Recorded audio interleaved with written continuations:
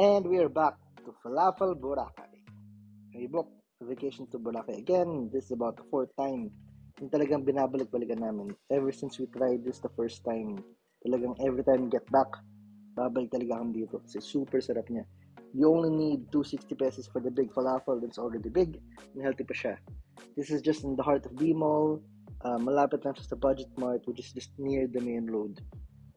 You can easily spot it if you book a trike towards D Mall. Tapos pasok kayo from Budget Mart to the beach. Makita niyo si Falafel Boracay.